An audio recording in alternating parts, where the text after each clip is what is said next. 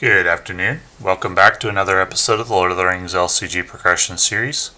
Today we're going to be talking about lore and quest guide for the Dead Marshes. You have followed Gollum's trail for days and are now closing in fast pursuit. In a last-ditch effort to escape you, the creature has fled to the Dead Marshes. So, if you recall, in the last quest we were in the hills of Emmenwheel, and now to the Dead Marshes, which is southeast. This is the path that Frodo and Sam went through with Gollum in the Two Towers on their way to the Black Gate, which is here. In the meantime, the rest of the Fellowship were heading west through Helm's Deep as the two hobbits, Merry and Pippin, had been captured by orcs and they were being taken to Isengard, which is located here. The Dead Marshes were, according to the Two Towers, the location of a battle between orcs and men and elves during the last alliance, in which the elves and men marched on Mordor and fought in Mordor for the... Well, this was in the beginning of Fellowship of the Ring and also portrayed in the book. This was when the ring was cut from the hand of Sauron and he was greatly reduced in power for a very long time. On their way to Mordor, the elves and men fought with orcs in the Dead Marshes, and the corpses became sort of ghosts which appeared to be there but were not. I think Gollum suggests in the book that he attempted to eat one once, but that they are not really there. However, they do appear to light little candles which would lure travelers into the water and drown them. It was in the Dead Marshes that Aragorn captured Gollum and brought him to the elves in Mirkwood, an event which was not shown in the movie, nor I believe was it alluded to, but it was described in the book.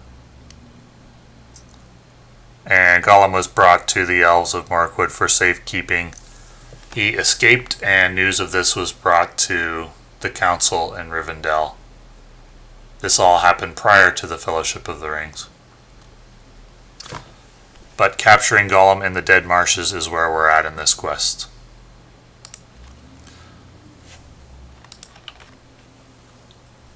Yes, yes, said Gollum, all dead, all rotten, elves and men and orcs, the Dead Marshes.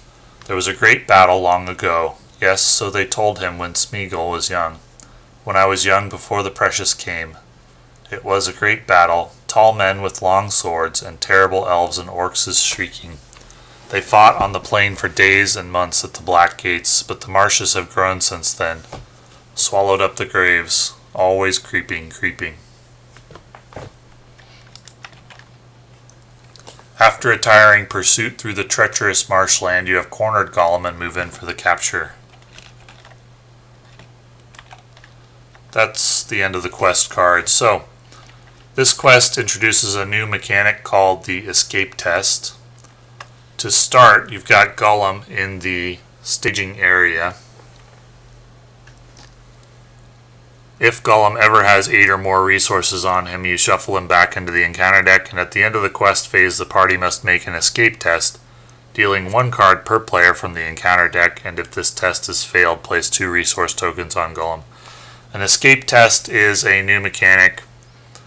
This is something that's going to be repeated throughout the cycle of the game, not frequently, but not infrequently, and it is basically a secondary questing period. So, to make an escape test, you have to commit players to the quest, or commit characters to the quest, and you have to exhaust them in order to do that. So it adds an additional dynamic where you don't have to just think about what you want to use your characters for in terms of whether you want them to quest or defend or attack. You've also got a fourth possibility, which is that you want to save them for an escape test. And in this quest it's important because if you fail escape tests too much, you've got to shuffle Gollum into the deck. and continue playing until you find him again, and that can take a long time. Typically that'll be a loss in solo play, in true solo, if you end up getting too many cards on Golem. So you need to save somebody for escape tests, which happens at the end of every quest phase. For an escape test, once characters are committed, you will then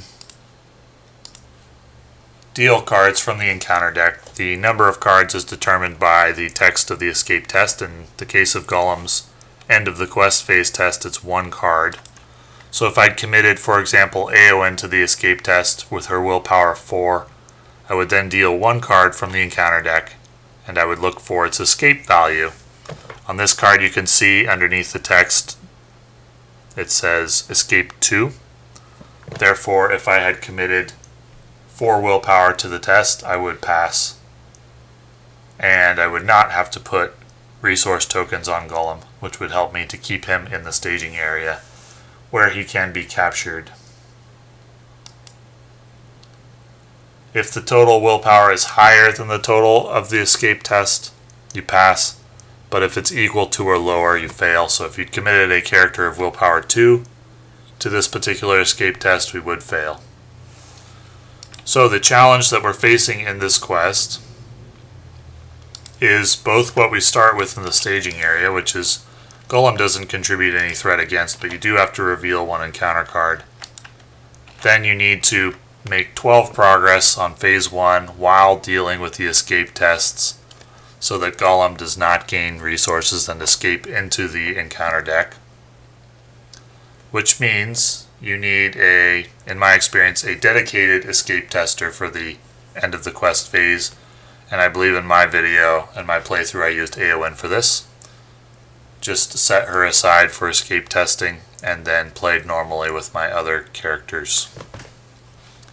Once you get into phase 2 by making 12 progress, you have to make 5 progress, and then when the stage is defeated, you make a final escape test with 1 card from the encounter deck for each resource token on Golem. That's why I set aside Eowyn for the escape test with 4 willpower, because she can pass usually, and I think actually almost always. There's escape 3, I don't believe there's escape 4. Anything that doesn't have an escape on it is considered a 0. So Eowyn passes the escape test, which keeps resources off Golem and keeps the escape test at the end of the game light. If you should get an escape test with 7, that is quite formidable because you have to deal 7 cards and add up the escape value on all of them. So you want to get to the end of the game with maybe 1 or 2 resources on Golem. It depends on what encounter cards you get. Sometimes you can be forced to add, like for example this Through the Mist, you have to make an additional escape test counting battle instead, and you may not have anybody available depending on which point in the game it comes, and then you'd have to add a resource token on Golem. But if everything goes well, you shouldn't have more than 1 or 2 resource tokens on Golem when you get to the end of phase 2. So you have an escape test with 2 cards, for example, and phase 2 is very light on the questing. You only need 3 progress, so it's very possible that you will be able to commit only 1 or 2 characters to the quest, get the progress you need, and then make your final escape test with all your remaining characters and pass it fairly easily. That's the strategy, and the gimmick for this quest is simply play a hero capable of passing the escape tests every round. That's my advice for it, which is Eowyn. Play Eowyn for this quest. Design your deck with Eowyn in it, and you'll have an easier time, and save her back to do the escape tests every round so that Golem doesn't get resources and the escape test at the end of the game is relatively mild. Other than that, you just need to make 12 progress, then 3 progress, and try not to get overwhelmed by enemies, so have some combat ability.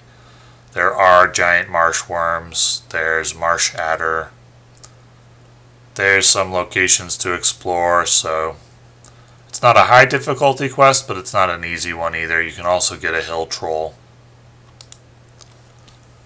But it's important to bring willpower, as is the case on Emon Wheel, as is the case on almost every quest in the game. Not all, but quite a lot of them require willpower in true solo. In multiplayer, typically you'll have one player handling the questing and one player handling the battling. So you can build decks that don't have much willpower, but in true solo you can't get away with that. You almost always need to bring willpower, and in the early part of the game, if you're playing progression style, that typically means AoE. So that's the Dead Marshes. That is an explanation of the escape test rules and how to handle that. And if you're struggling with this quest, typically adding more willpower is a good way to go. Maybe you're trying to play something like Denethor, Eleanor, or something, a hero with very low willpower, and that could be a reason for struggling. A lot of heroes are just not playable in progression style in some quests because of their low willpower, unfortunately. So, thank you for watching.